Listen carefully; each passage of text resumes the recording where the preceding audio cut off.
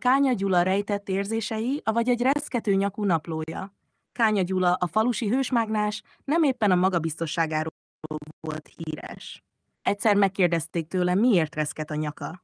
Gyula csak mosolygott és azt felelte, ez nem nyakrezgés, barátom, hanem beépített rázkodás, hogy jobban tűnjek sportosnak.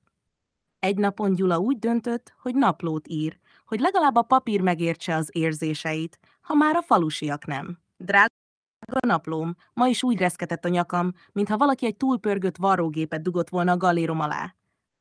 A faluban már mindenki azt hiszi, hogy én vagyok a helyi vibrációs masszázsgép. A falusiak eleinte csak nevetgéltek rajta, de aztán rájöttek, hogy Gyula nyakának reszketése időjárás jelentést ad. Ha a Gyula jobbra remeg, jön az eső, ha balra, akkor szél lesz. Ha meg csak simán rázza a fejét, akkor szombat van és falunap. Gyulának azonban nem csak a nyaka, hanem a szíve is reszketett.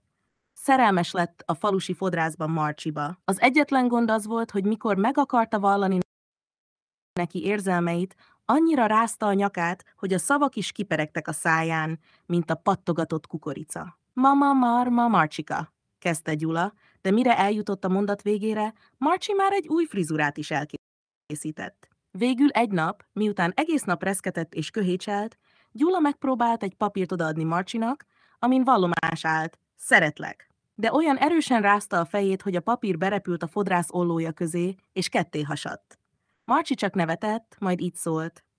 Gyula, te inkább gyere el a masszázsgépnek a falunapra. És így lett Kánya Gyula a falu legviccesebb időjárás jelentése, masszázsgépe és szerelmi tanácsadója. Mert egy dolog biztos, ahol Kánya Gyula megjelenik, ott mindenkinek reszket a has a nevetéstől.